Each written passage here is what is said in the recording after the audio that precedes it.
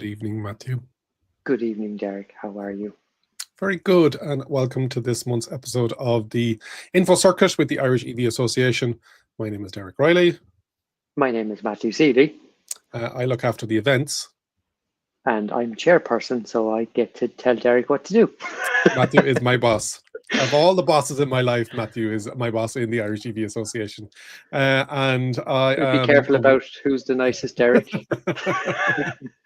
I am the person as well that will try and run these as often as possible. Supposedly every month, not always the case, but that is totally my fault. But we will try and get back into a bit more of a cadence. We've had some really good guests on in the past, but every now and again, I'll say to Matthew, who are we going to have on next month? And Matthew will say, do you know what, Derek, it'd be nice for our members and others to hear what's happening within the association and what we're up to, as much as we give a very good presentation at the AGM. For those who weren't able to join that, we're going to recap on some of the things that we've been doing as of late, and we will be back at the last Tuesday of every month with some more info circuits with some interesting guests as well. Matthew, yes. What have we been up to? A lot of things, to be fair now, Derek, and I would say is the two of us have been very busy with lots of different things. So it's not just you and your own that we haven't been here. We've had a lot going on. So I suppose I was traveling for work a little bit. You travel for work as well, Derek. And I'm going to start off with the first comment of the evening. We're straight in with so Gamer Trojan is look who's back from his time in the sun with the R510 line. So it's an excellent comment to kick us off with. So we have been busy. There's a lot going on. Thank you, Gamer Trojan. It's good to have you here with us this evening. I would say it has been a lot going on. There's a lot to cover this evening, and we're not going to go into everything in a huge amount of detail, but it's a good one to talk about what we're seeing and where we're at.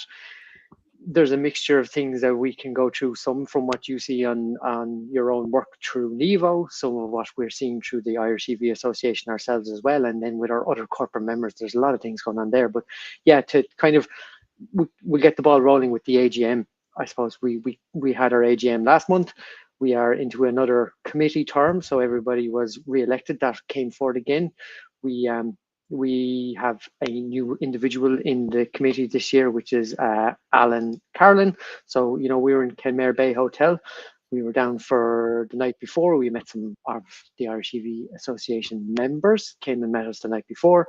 It was a lovely little stay. I came away very impressed with the fact that the hotel was, in those little houses, we'll say, as you hear in the top left corner, where you kind of go, there's solar panels, there's heat pumps, there's EV charge points outside each one of them type thing. It's a really good way of doing things. And it was a fantastic kind of weekend away, I suppose, is the best way of describing it. We had people there from the night before. We had people turned up for the AGM, and as we have on the next little slide here, we have Alan. So welcome to Alan, who is joining us for this coming term. It's great to have new people come on and get involved, and kind of there's always a learning curve, with any of these things. Is kind of when you come into it, you kind of go, why do we do things a certain way? So Alan is a bit in that, where he's asking the questions and kind of going, why are we doing this? And to also kind of go, well, I think we should do this, which is fantastic. That's what we want in people. So it's great to have Alan on board, in fairness, to be able to come in and ask questions and get through stuff. So that is us. We're into a new term. We all got re-elected. I don't think anybody was in the with enough nays that we were kind of unsure whether we were going to be bit like North Korea. It was all good. Yeah, we were all very, very good, and we all got re-elected. Can we go back a slide, actually, Matthew? I'm really interested in seeing a private operation that they went with is it the Charge Gully or the Carbo, or what exactly have they done there? Carbo Charge, I think, is the is the commercial one that we would come across, for argument's sake. But yeah, you can see those gullies in the ground, and I suppose the reason they've been able to do this is it's all property of the hotel. So yes, in effect, it's all private property. It's technically not being put out in the public. Plus, also they had all the ability within their own confines to do the work themselves. Their public liability, all that sort of stuff is all within a singular area. So, it's a great one to point out, and it is the one that we see on a common basis is, why can't I do this outside my house onto the public street? And the biggest issue we see with this is actually that public liability, and where does insurance lie? So is it in the home? Is it with the county council? we are in that kind of very grey area at the minute, as nobody's really quite sure who wants to take this on or will take this on. With Well, these. trialing in a couple of UK councils, aren't they? And I believe they're very close to trialing it in the Northern Ireland region as well. I know the lads up in EVA and I are working very closely, because there are a number of people who don't have off-street parking dedicated, or that live in an apartment. So there's a use case for this for sure. Absolutely. It's definitely the type thing where we have the ability for people to do this in their homes, and it gets them where they're not having to use a hub or having to wait for longer to get a unit in. Otherwise, it is going to be costly. I think that's the other part of it, that people don't quite realize the cost that may be involved in this. So it's maybe not the most ideal solution. That becomes a balancing act, I suppose, Derek, when you look at it down the line, is to kind of go, well, if a hub is available down the road for me, it's 500 meters away, and it's a more costly unit price, but I'm not spending thousands of euros, for argument's sake, to put in a gully outside my house, then maybe that becomes a more cost-effective long-term solution. So it's very open at this point in time. But no, it's great to see it in place, that it works. That's your space tour, bottom right-hand corner, utilising it. Utilising it, and the point I was saying is, we drove from Limerick to Kenmare on one go. We did a little top up in Killarney just because we were topping up, but we would have made it without any stop. Similarly, coming back, we had 100% battery when we left Kenmare Bay Hotel on the way home. You kind of go, it's the perfect way of doing things. So if you're driving from a large distance away and you're going to stay in a hotel, this is fantastic for an individual who has a night away, even if it's just the one night, not multiple nights. Again, was in Centre Parks only last week. Loads of EV charge points there as well. Similarly, in Centre Parks, filled the car.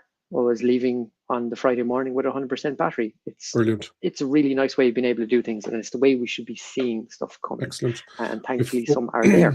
Before we move on from Kenmare Bay Hotel, I believe if you're a paid member of the Irish EV Association, is there a offer there? Am I correct? 10% discount if you are a paid Irish EV Association member, and you will get a free charging session. And so if you're going to Kenmare Bay Hotel, you get your discount for booking it using the discount code that, if you're a paid member, we can send it on to you.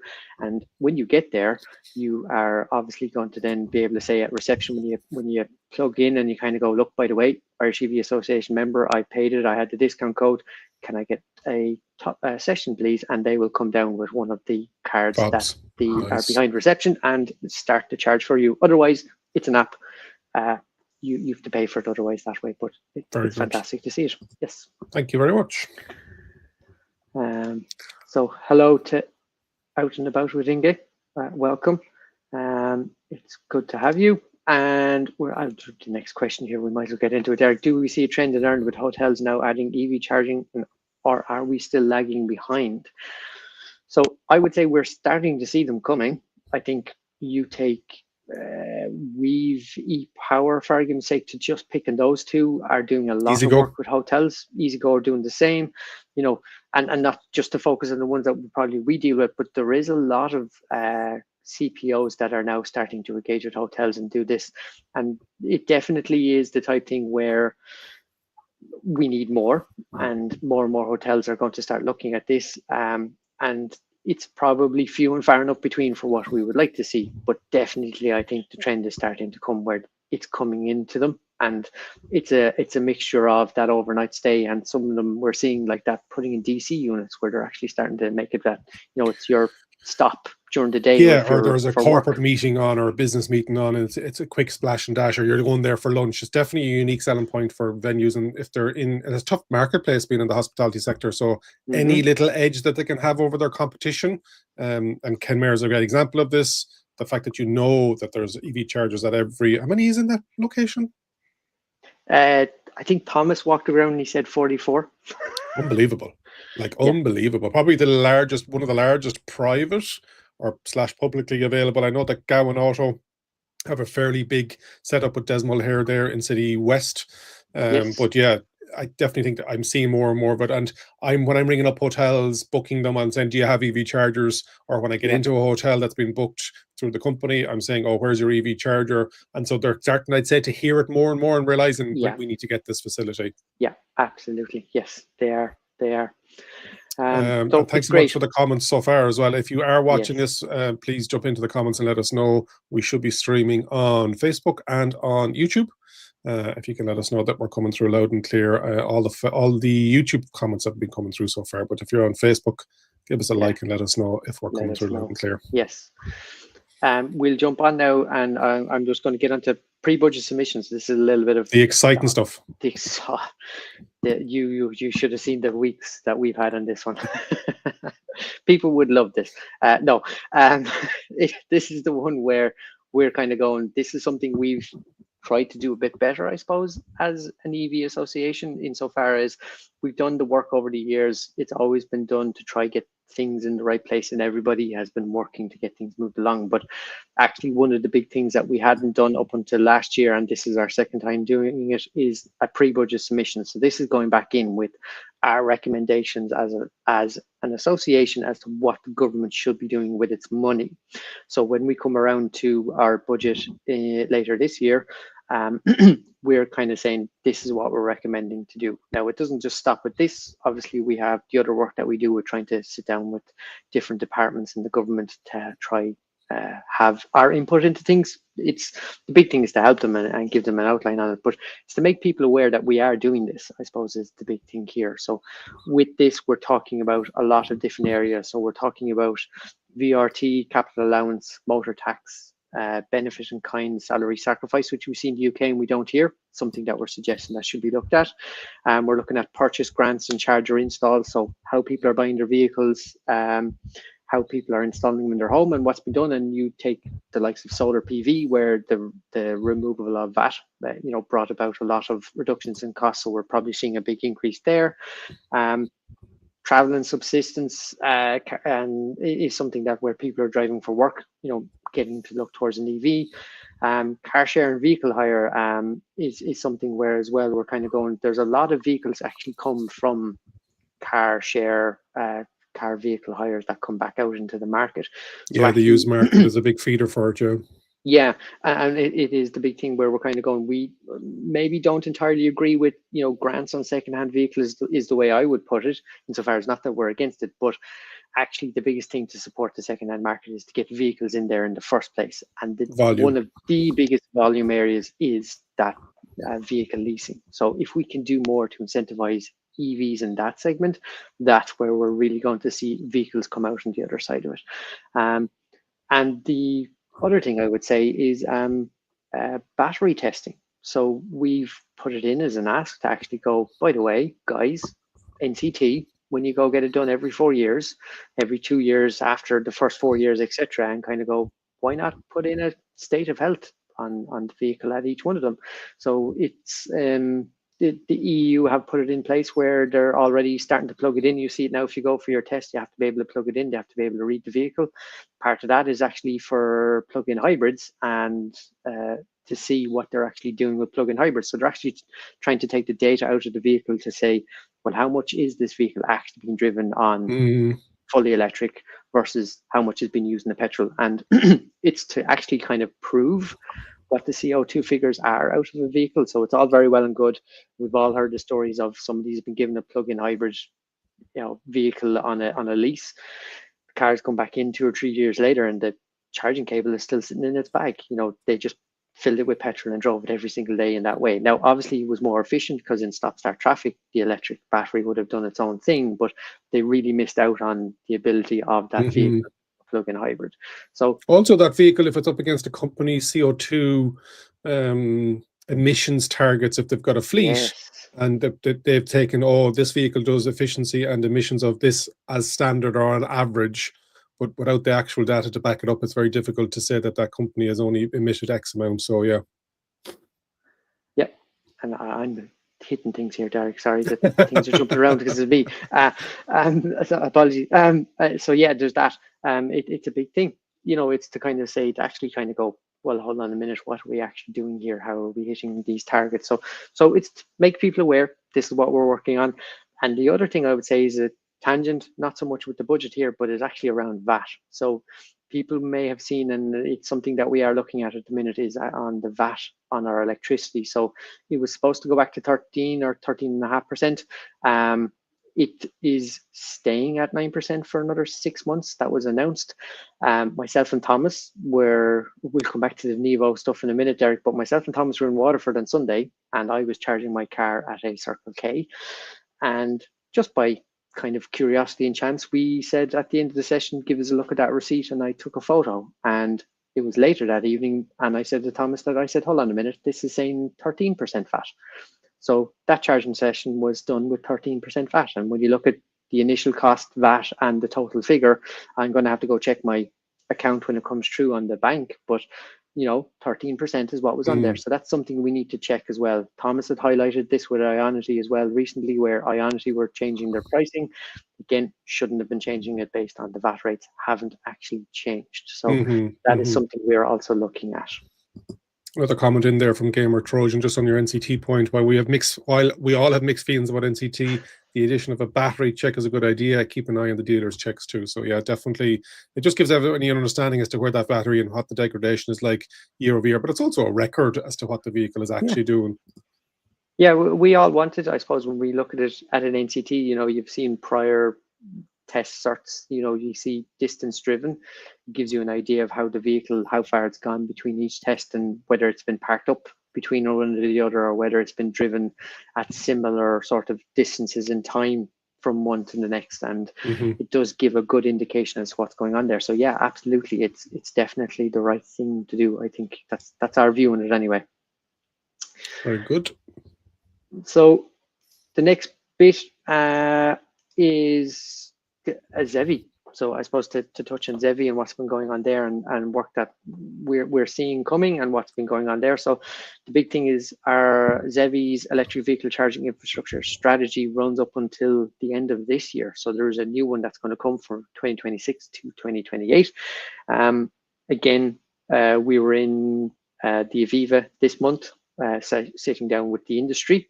So ZEVI had a strategy workshop day and got everybody together, discuss the existing strategy, all the stakeholders, bring it through. Simon from Nevo was there presenting as to what Nevo are seeing on their side. So it was fantastic to see that. We had representatives from ESB Networks talking about what the grid is seeing. It was to paint a picture of where we're at and where we need to be. So it was fantastic to be there for that, because we were able to contribute as an association, but also to meet people, understand what they're seeing and bring things about. So it is to make people aware that that current strategy is coming to an end. We're getting into the next one that is coming in the next couple of years. We expect to see that 2026-28 strategy will be out at the end of the year, but it's a continuation in some ways, but learning from what we've already seen in the last. There was submissions as well and feedback. There was accepting submissions and feedback there recently as well. So hopefully people that are interested in the space got to feed into that. Yeah, and it's great for other people who are listening to us here this evening to come back and bring their information and what they see back to us as well, so we can bring it forward as well. And the other thing that it feeds into all this is the regional and local EV charging network plan, again, 2025 to 2030. This is the other half of that strategy. So we have the motorway en route stuff, which we'll actually come to in a minute, just to give people an update on that as well. But the regional and local EV charging network plan, that only came out, I would say, 6 weeks ago in its final draft. So that's only there now. It is the big one, going back to those hotels and, what are hotels doing and what's happening. It's that neighborhood, it's destination. So that's what that document is going to focus on.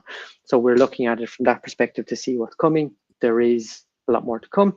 And yes, thank you, Thomas. On that note, the Southeast EV strategy taking feedback until Friday. So there is if you check our socials, you will find a link to a questionnaire that they're looking for people in the Southeast. Again, tomorrow, off the top of my head, there is another region is having another phone call. So there's a number of regions broken down throughout the country.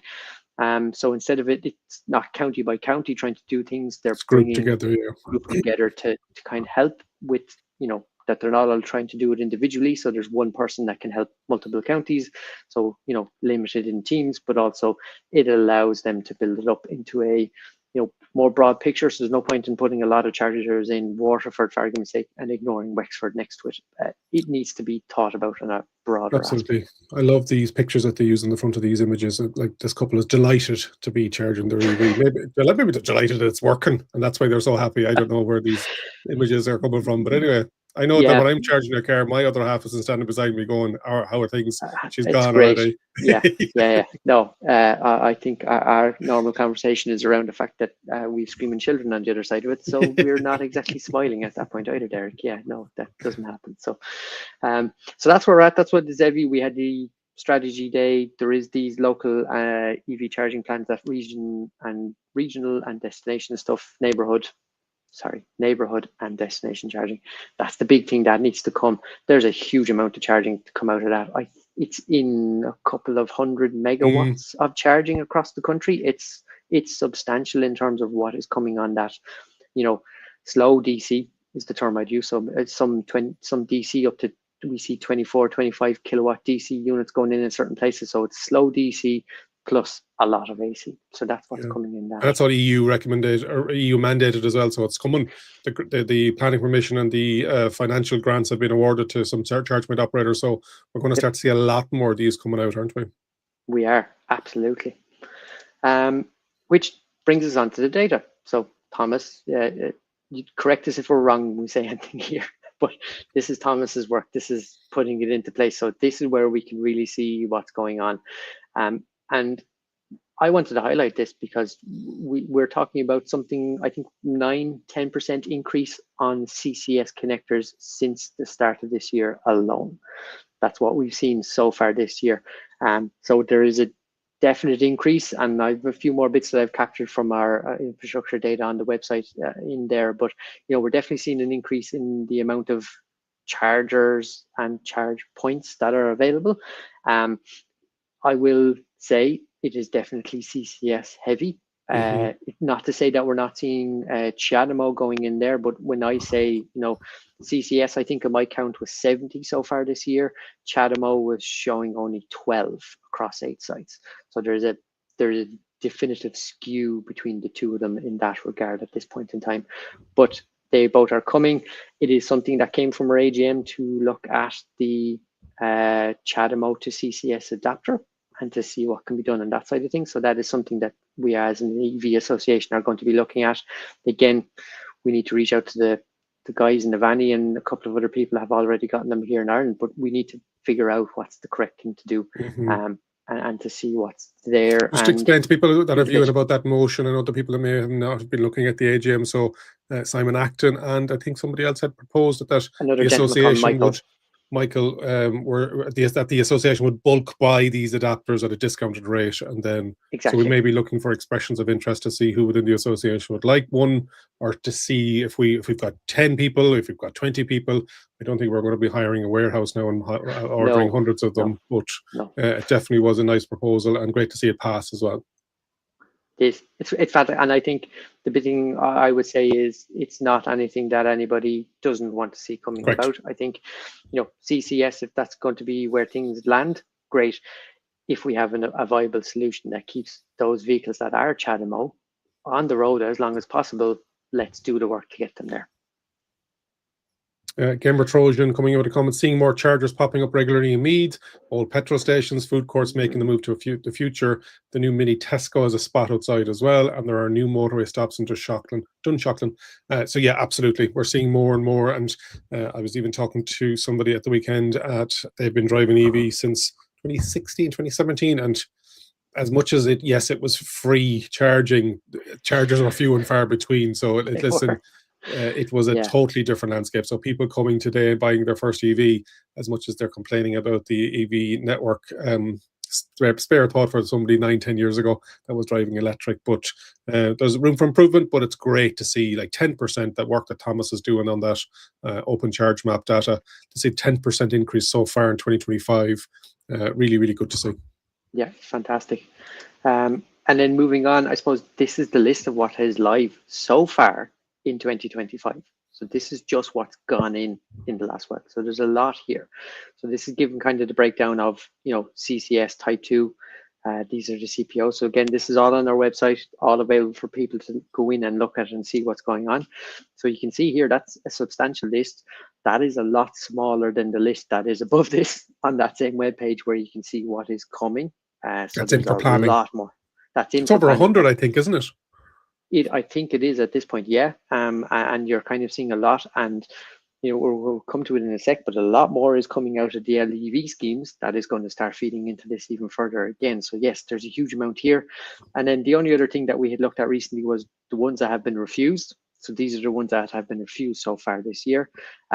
Big thing that we're seeing out of stuff that's been refused is lack of information in the actual application. So a good few of these have actually come along to be just wasn't enough information in there for the county councils to make a decision, so they couldn't proceed with it. Or, as I've seen in one or two spots as well, is they've been trying to do an awful lot on a site where EV charging was forming part of it, but it was a big redevelopment of the site, which good to see in one sense, but sometimes there was concerns with traffic levels. So you were taking maybe a petrol station that was just for petrol station and maybe a small shop to being something much bigger, where it was like, not that it was a full-on, Services. like a plaza services group, but getting closer with a drive-through and with fast food going into it as well. So the traffic flow was going to get higher. So there was concerns about going in that regard. So it wasn't EV charge points as being of concern. Yes, it was the whole site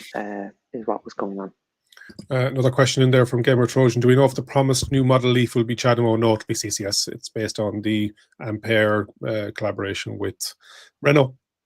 And even the Nissan, what is the Aria? That was CCS. Yeah, so there's no Nissan outside of Japan that has CHAdeMO on it. The EV electric, anyway, and the new Micra is also a CCS. So yeah, they're definitely going with CCS. Excellent. And one thing coming in from Gamer Trojan as well, great list, and it's all Thomas.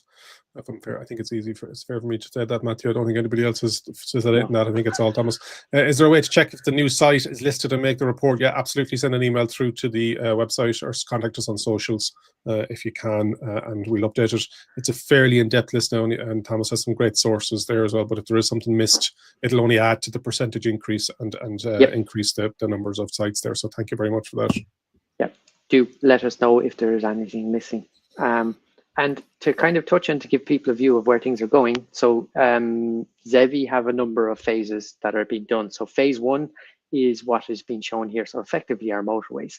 So these are going to be, 1,200 kilowatts of charging, which is 1.2 megawatts, with at least 450 kilowatt units within 3 kilometers of the motorways.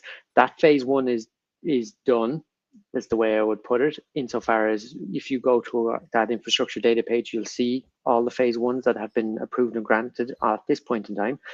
But also there was a couple where they did a round 2. So that's currently still open at the minute to get the kind of tie off. So you can see here, it's kind of between, Gort and heading towards Tuam up Galway. There's a bit on the M4 going from Dublin across, and then 2 sections on the M8 as you go to Cork. So one kind of between Fermoyne around Mitchelstown, and one further between kind of where Ballacalla would be, where we have that Tesla ESB at the minute. But obviously in those areas, they kind of said, look, we were able to fill in what we needed in those 1,200 kilowatt pools on the other sections of these main roads in phase 1, but ZEVI felt that there wasn't enough in these sections here. So actually this is something more to come, which isn't in the list of stuff that we have already. Yeah, so and I know the European recommendation was 10T network, which is not quite our motorway network, but what ZEVI and the team there have said, you know what, we're going to roll it out above and beyond what the Europe has recommended. So phase 1 and phase 2 is definitely a great foot of it, but it's the next ones that you were saying. Now here we go, this is where we're getting around the country. Phase 2, and this is the ones we expect to see in the next couple of weeks, I think, is what we've heard so far, is what we should see it. So these are our national roads, so these are the ones that are off the motorway scheme as we look at it. These are the ones we're expecting to hear soon as to what has been awarded. So this isn't even what's going out there, this is what's been awarded, so things can start moving shortly thereafter. So it's fantastic to see that this is the next level of what's going into it. Again, a lot of charging. We're talking about, I think off the top of my head, we're talking about every 60 kilometers. Yes. And I think we're looking at similar sort of size of pools of charging. It's not going to be much of a degradation. As you say, the 10T network is Belfast, Dublin, Limerick, Cork. Dublin, Cork. Mm. That's it. It doesn't even do Waterford, and we'll say it's Foynes as it's covering, and maybe Rosslare to an extent, but very narrow in its window as what the minimum 10T is. So you can see here what Zevi are doing is well in excess of what is being prescribed by AFER, but it is the type thing where we would have argued as people who are on the ground and going around to these sites, this is where it should be. And you can see that 10T network doesn't cover Donegal, the northwest, which doesn't have any natural motorways. Whereas you can see Donegal, Sligo, Mayo, Leitrim, Roscommon, great areas, my neck of the woods, and then down your neck of the woods, Matthew. That's Cork, Kerry, Limerick, Wexford, Waterford. It's great to get that. This doesn't always have to be out of Dublin towards the major urban conurbations, but it is when I know you do Limerick all the way up to Donegal on a really regular basis. It's just, this is where I feel these are the roads that aren't going to be the most popular, and these are the roads that aren't going to be the most viable commercially for charge point operators. This is where it should be going, and it's great to see it. Yeah. And it's interesting that we do have that argument about how viable they are. I think they are viable. We do have people that travel them.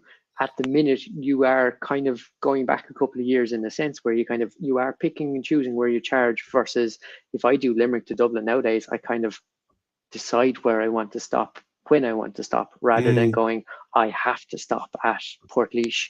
I can kind of go, well, I can skip Portlaoise and maybe I might do, if I'm closer to home, I might do Moneygall, or I might go further up towards Naas, or I might try to get up to closer to Dublin before I do my charge. That sort of stuff. That really is the power of the network that's on there on the motorways currently.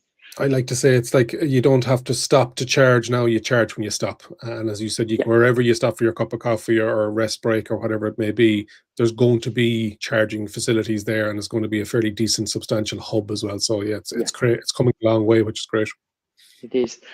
And then this is the next phase again. So this is phase 3. This is what's currently open, and this will take a period of time longer to get there. But I think it's great to show people what's coming here in this regard. So this is even further, rural is the way I would put it. Now, obviously much smaller. These are every 30 kilometers, and we're talking about 100 kilowatts of charging every 30 kilometers. But again, when you look back at that previous slide as to where phase 2 is, to how you can get from, Dublin up to the, northwest, for argument's sake, or get up that way. This is the bit where you start getting into, Clare in particular. I'll pick Clare, even though it's so close to me. Getting into Clare and just driving around it as somewhere to visit and try, do touristy bits is quite hard to do in some ways, because there isn't enough charging in there.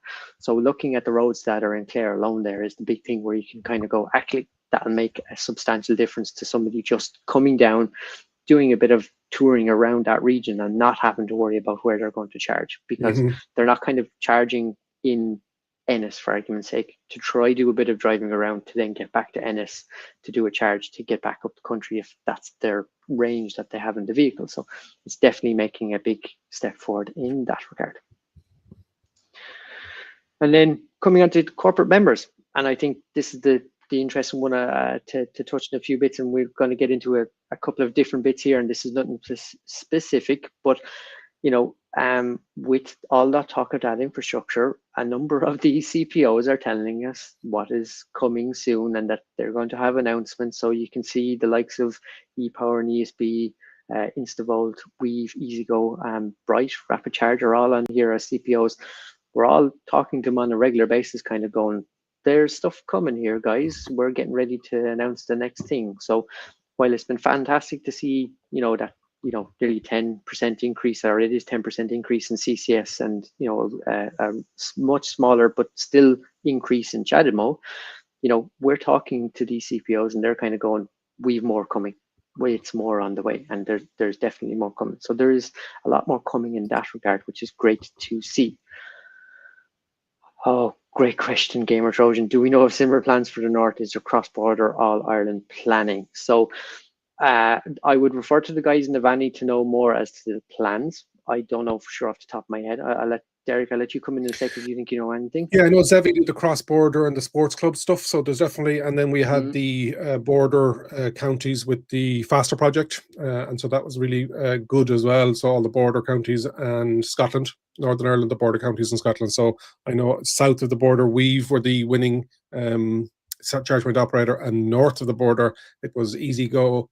And then over in Scotland, a couple of different charge point operators there. So those units are in the ground already. From Donegal, Monaghan, Cavan, Leitrim, etc., etc. So, and they're getting great usage, as well as what the guys in EasyGo put into Northern Ireland as well. And I think Northern Ireland are seeing an even bigger increase now. They're coming from a very low base, and the guys in Ivani would say that as well. So there's definitely, even today, the EV Association of Northern Ireland, Ivani is what the acronym. They were in Stormont, which is their seat of Parliament, and they were talking to the members up there. So yeah, there's definitely lots happening in that space as well. It's they're coming from a low base, but they're catching up fast. But there's definitely room for improvement there as well. I know the guys have been so far behind, and they felt watching what's gone on in the Republic of Ireland with envy, I suppose is the way to put it. I would have flipped it slightly on its head in the last while, where the guys were getting fastnet sites, and you know, there was a number of them in a real short period of time where there was a number of sites came online. Like, it was fantastic to see it in Northern Ireland that it was coming. But yeah, particularly those fastnet sites, I kind of went, guys, beautiful. That's beautiful, lads. Like, we need down here. Two in a week or something like that were open up. And I know Fastnet are definitely looking for sites around Ireland. Also, what I like in Northern Ireland is they have the BP Pulse units with the battery storage. So for a grid connection limited site, BP Pulse have put in a phenomenal amount of units, which is something we don't, I'm not sure of any site in Ireland that has battery backup or battery buffer or battery storage included in it. I can be corrected, jump into the comments, but I don't know of any sites in Ireland that have that battery backup system like BP Pulse has. No, not that I know of at the minute for definite that I can say for sure that one. But yeah, our All Ireland planning, I suppose ESB Networks, we're talking about it a little bit at the Zevi event, that there is a lot of work to come. Airgrid had a report recently where they were talking about what needs to come in Ireland, where we're going. Our electricity grid needs a lot of investment and stuff to come. I think, if I'm not mistaken, there was a 10.1 billion ask is what ESB Networks were talking about for the next government for the next 5 years, which is double from the 5 billion that they had asked for and were getting for the previous 5 years to this point. So the investment in the electrical grid is huge. So there is definitely a lot more to come. I think we're going to be in a period of time where we're going to be a little restrictive as to how much is going to go in, just because, you know, 10 billion is a lot of money to put in for the next 5 years. If that hasn't turned up yet, then obviously, and it's not guaranteed just yet as to what they have, you can't do that work. So there is a time period where we're going to be a little bit constrained on what goes on the grid, but it is coming. And then I suppose, Derek, that would come to ourselves and what it is for the weekend just gone and an Evo driving experience. I went down and had a look in Waterford. I drove my car, my new Hyundai Ioniq, new loose turn, the OG with the what you said it was the wind blade, I think. The wind knife. Sorry. Yeah. 0.23 drag coefficient, super efficient. Super efficient. I left Limerick. I got to Waterford with 75% battery. I got to 94% on that Circle K as I charged it back up, and I got home with 24% battery and no need to stop in between. Nearly just under 300 kilometers done the day. And in fairness, I was kind of laughing to myself, because as I was charging the car, Thomas rolled into the Circle K where I was sitting there, so we ended up having a chat. So I thought you were waving at him because you were cleaning the windscreen, weren't you? I was cleaning my windscreen, and then it looked like I was waving at him, but actually it was somebody I knew, thankfully. Gamer Trojan back in. There's a thought. Is there anybody in Ireland collecting old EV batteries and reusing them as storage for, say, nighttime supply? I know our friends Eamon in the Range therapy. Brain therapy. He did a piece of work with Hannah Daly down in Cork, where they used a Nissan Leaf battery for her battery backup power supply, EV storage, so solar storage. Yep. So she mounted a Nissan Leaf battery on the wall. So was definitely starting to utilize the likes of that. It's definitely coming. But I suppose the Nevo event, Derek, Nevo driving experiences as they were. Your first time there. We've done Kildare and Cork, but you were unavailable to head to those events, and wasn't that far. I think you were saying to Waterford over an hour and a half, 2 hours. An hour and a half, close to 2 hours driving time. Yep. Very good. Very similar to me coming down from Dublin. Fantastic event. Being able to come in, look at vehicles inside, come out, do the test drives, come and go with it that way. It's a fantastic way of doing things. I want to highlight it because it's the whole thing where we kind of go, the greatest way of getting somebody into an EV is to get them to drive an EV. And these events are fantastic. 3 of them done. Your 4th one is coming in the Curragh. June the 15th, again, and 13 brands at that, 13, 14 brands at that, with 26 cars for test drive. Tickets are available on nevo.ie, and the test drive bookings will be going out. We're just confirming the last few models from the last few brands as to what exactly they will have on the day to test drive. But yeah, Waterford is excellent, great venue.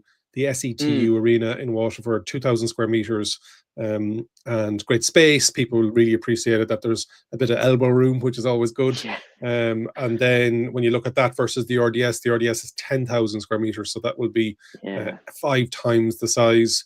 And the RDS, if I'm not mistaken, we're running 2 days. If I'm not mistaken, I know the date, 7th and 8th, but I believe all the car stands have been sold out. And one or two brands didn't make the cut, unfortunately, because every brand is bringing more and more models out. So there will be more space. there will be, and we can't get it, unfortunately. And so we're just closing off the last of the few vendors now that will be in there. But we've got some really good new launches happening. I can't talk too much about it, but also we're going to have a live demo area. We're going to have the panel discussions.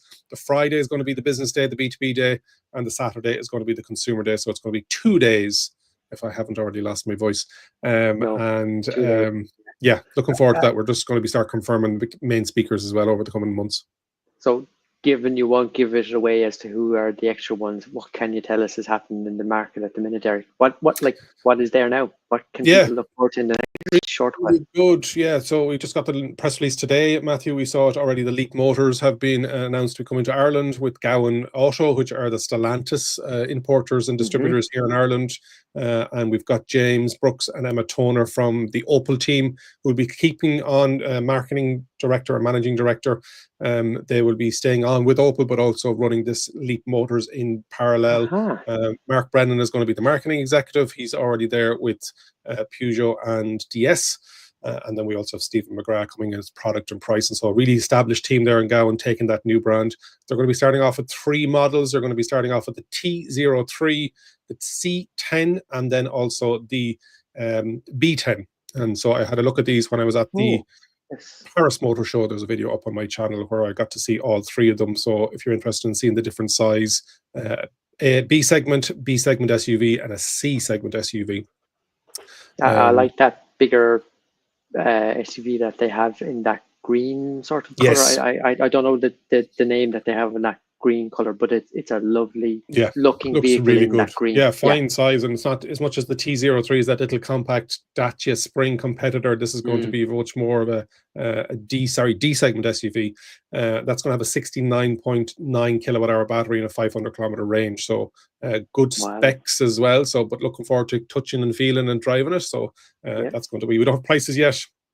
We don't have dealer network details yet, but that is going to be coming towards the autumn time. So looking forward to that. And there may be a little something at the Nevo show that's in relation to Leap Motors. More to be revealed in due course. Okay.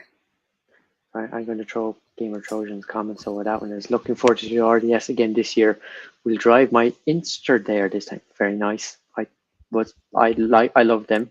They're a fantastic car. I think it's what more people should have just in general, irrespective of EV. I think they're more what people should have in general. They're a fantastic little car for people. Wonder what new models we will see. I think Derek's given one away if not maybe more there in that. But we Yes. won't. This wasn't recorded, Eric, was it? Going out live. Going out live. No, yeah, there's going to be a number of new launches. Yeah, it's going to be busy, which is great. Really good to see, and it's great to have the brands realizing, you know what, if we want to launch something with getting lots of eyeballs, we had nearly 20,000 people there in November last, so we're looking to increase the numbers again, and it's great to see the market having more and more launches and models coming. So yeah, we definitely need all of the day this time as well. Yes, absolutely. And it was a fantastic event.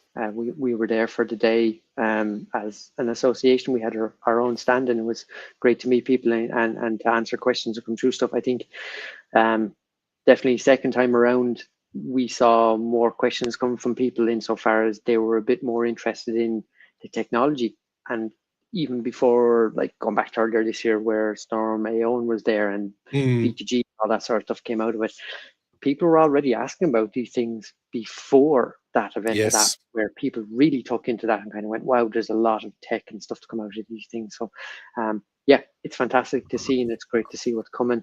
You know, I was actually on a good call this morning with Sharon. As you know, I'm an ambassador for that organization. Yes. And we were chatting to the Brussels. They have somebody sitting in Brussels working on legislation all the time. And V2G came up in conversation. And I was chatting about how the newer models are coming out, like Renault 4, Renault 5, with vehicle to load, which is fine, but V2G capability is as well, and bi-directional charging, and how it's actually the grids that are restricting it now. The vehicles have it. There are charge point EV SE, EV supply equipment, or as we call them, chargers. Are a bit more expensive, don't get me wrong, but then the next step is the grid and standardizing that and making sure that legislation is in place that grids have to upgrade themselves so that we can start peak shaving, selling back to the grid from our battery. Energy Hub gave a really good, SSE Electricity gave a really good presentation at the driving experience on Sunday in Waterford, where they are looking at, and dynamic and agile pricing is coming in, if not mistaken, if I was listening to Connor correctly, from October this year. So as much as we have smart meters and we have tariff pricing at the moment, we're going to get much more granular pricing options moving from October, where tariffs and tariff providers are going to have to offer them. And so I think it's every 10 or 15 minutes the price can change. And so you can really see the fluctuation in the prices. So it's good to see that Sharon are working on that. I'm going to get a bit more information on that, and I will be reporting back on it. Excellent. Last one from Gamer Trojan. Derek, will you do the video walk around again? It was very good last year. Yes, I have no doubt you will. There's nothing sure. After a long day of squeezing cars into the RDS, running around for 15 minutes talking about the different cars, absolutely, it was good to get it. I think you and were it was a lovely quiet time last year. Saturday, building up Waterford, we did 16,000 steps, and then on Sunday during the show it was 20,000 steps. So yeah, there was a lot of steps around the arena and getting people in and out for test drives and stuff like that. You did a couple of test drives yourself at the show. You did. Alfa Romeo Junior, the Scala version, and then you did the ID3 GTX. Yep. Two beautiful cars. I quite like the Alfa Romeo Junior from the styling perspective of it. It's a lovely car in that regard. It is funny when you drive something like that, and then the ID3 GTX that just has that little bit more horsepower, where you kind of go, actually, you can kind of, there's nothing wrong with the Alfa Romeo. Don't get me wrong, with 150 horsepower, 100, whatever kilowatts it is type thing, and then jumping into the Volkswagen with just nearly 280 horsepower, and you kind of go, okay, you can tell the difference here, but the Volkswagen felt like a grown-up Golf is the way I would describe it, a grown-up electric Golf, insofar as it was a lovely car, everything worked, it was refined. The Alfa Romeo, very similar in that regard, insofar as, not to take from it, in that regard, is the thing that stood to me was just that little bit of horsepower was missing, and thankfully there is a slightly more powerful one as well that wasn't there than the Veloce, which I might have to drive at another point. You've been offered it. No, the next time you're up in Dublin, they have Alpha Ireland have offered it to you. So to have a go. I think I will have to have a look at it and see what it's like. But they are fabulous cars, and like that, the those bucket seats with the cutouts and the way it is, Yes. that's the Sabelt. Yes, in the bucket Alpha. I seats don't know are. what's the brand name in the ID3 GTX, or are they just Volkswagen? I don't think they have a brand name. I think GTX? Okay. like the Cooper Born that was inside in the VZ, that Yes. has similar bucket seats as to what you find Sabelts as in well, the. I think. Yeah. Well, no, that they would have been Recaros. Oh, are they? Yeah, so I don't think they get branded as Recaros, but traditionally Volkswagen would have been Recaro in terms of what would have been in their stuff. But yeah, no, both beautiful cars. It reminded me, I drove the Volvo EX30 back in the Nevo show back in November. Yes. And it's the type thing where I kind of, it's lovely to be able to drive a few different things, get to see what you like. The Alpha is just beautiful. It's the type thing where it doesn't make sense to spend extra money on something that looks nice when, you kind of go, how shall I put it? You could spend less on a car that could be quite close to it or as capable and all those sort of things. But when you look at the Alfa Romeo, you just kind of go, that is a beautiful car that would be sitting outside your door type thing. It's some of the It was a sense lovely colour in Waterford as well in the internal one. It was, what did he call it? Something ivory. I can't remember what the terminology he used, the name of, but something ivory. Yeah. Do a bit of Google it now as we get on that. While we get on it.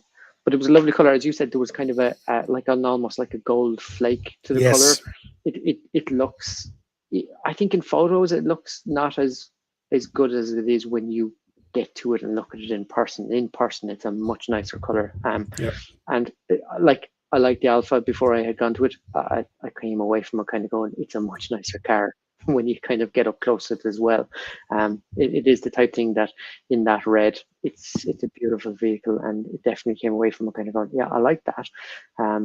So it is definitely the type thing where, come here, I'm a car enthusiast, but at the end of the day, somebody giving me the opportunity to drive a couple of different cars is not going to go the world. But it definitely is the thing where you can kind of see what you might like in and out of it. I know a couple of people were trying a lot of different cars in the day. Yes. And I think it's fantastic. We met Dennis, who's part of the moderator team in their Facebook side of things, and he was kind of going, he's kind of deciding what's his next vehicle, and he has an MG4. There's nothing wrong with an MG4, but he's kind of going, nah, I'm just trying to see what's coming next. And there's a lot of people in similar, have an EV existing, and there's a lot of people that don't have an EV are starting to come into it. And people are definitely seeing what is out there. And thankfully, and to go back to the chargers of even 4 years ago when I bought my first EV in the Nissan Leaf, where you had to charge and where you can charge, we had a handful of EV models available 4 years ago to what is available now is, a huge selection, and it's getting much better. So no, it's definitely something I encourage people to go and do.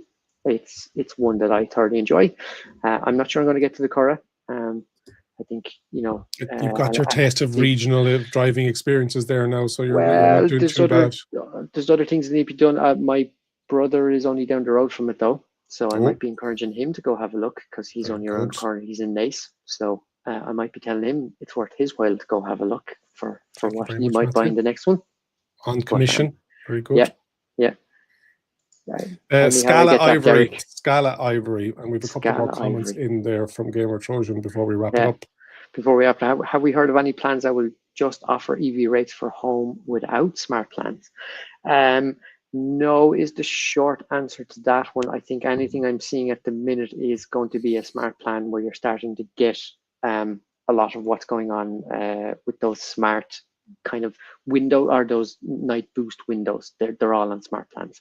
There is no day, night, or night saver as they were. I know I'm still in a night saver because it's still just marginally cheaper based on the fact that I need more than those 3-hour windows to fill the van at night.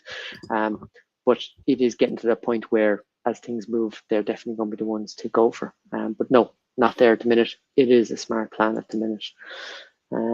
And then Michael O'Sullivan, realistically, Derek, when do you think you'll be able to test drive the new Leaf? They're going to reveal it in the flesh in June and release it at the end of the year, supposedly. Yeah, so next month they're going to do a static reveal like what they've done with the Micra. So at those of you that have been watching Complete Car and Nobby on Cars, they were able to get the opportunity to go over to Barcelona and have a walk around the actual Micra. They're going to be doing something similar in for the Nissan Leaf in June, and then driving, I believe it's going to be September, October. So I definitely should be getting in Q3, and you may see them at a certain show in November.